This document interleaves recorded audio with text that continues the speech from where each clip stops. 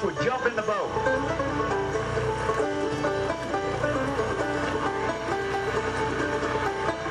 I guess they were right. All I had to do was snap my fingers and fish would jump in the boat. Snap my fingers and fish would jump in the boat. Jump in the boat. They lied. Boat's too high. I had my hat. Yeah, they would get one like that.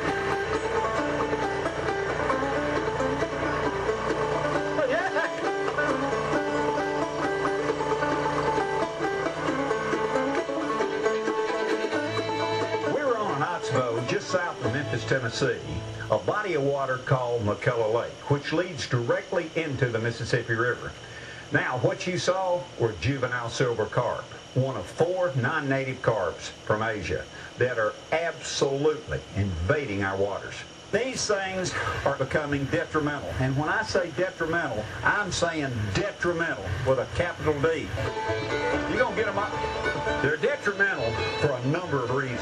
They're extremely prolific, and seriously, I cannot see the bottom for these things. They're so thick on the grass. It's just solid.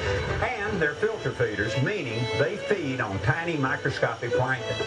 Because of their tremendous numbers, they're displacing our native fish that eat plankton, such as shad, paddlefish, young game fish, and other forms of forage.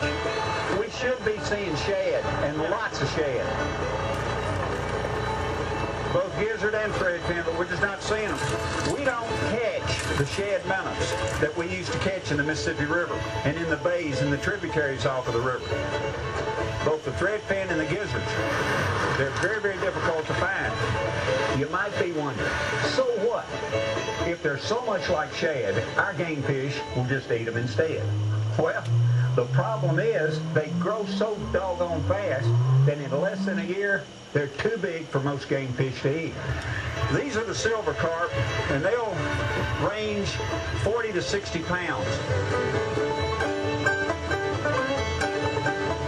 The big hit carps will range even bigger than that. There's been some known to have caught as much as 90 pounds. Many people may confuse these things with freshwater herring, or they may confuse them with shad.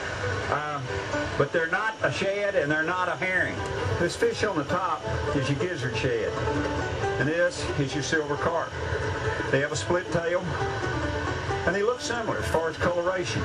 But look at the bulge eyes, look at the bigger mouth. It has an overhanging lip, bottom lip here. This lip here is just kind of rounded off. Just imagine how hard it would be to tell the silver carp and gizzard shad apart if they weren't side by side. Now imagine a net full of them and how easy it would be for an angler to unknowingly move these fish around to another lake or river. One thing an angler definitely doesn't want to do, you don't want to transport this fish to any pond, any other waterway. I mean, absolutely not. It's bad enough that these silver carp compete with our native fish for food and space, but they also have another bad habit. They sail through the air.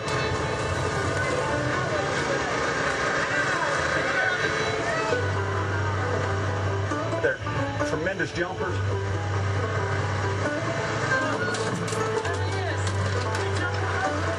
So just imagine what a 25-pounder, even a 10-pounder could do if it hit a water skier or someone going fast in a boat. These silver bullets can hurt you, and they can hurt you in a mighty big way. And there are several documented cases of that happening. The take-home message is this: the silver carp and other invasive species affect our native fish population in a bad way, a really bad way, and it's getting worse.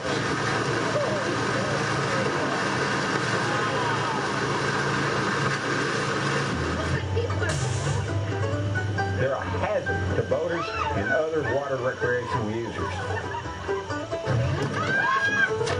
They can easily be mistaken for native bait fish. But the safest thing to do, if you're in doubt, just don't transport any shad, any herring, any of these things to any other waterways. That's extremely important.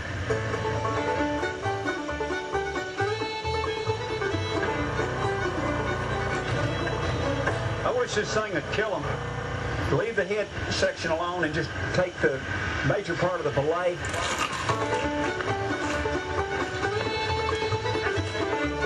Mercy sakes alive.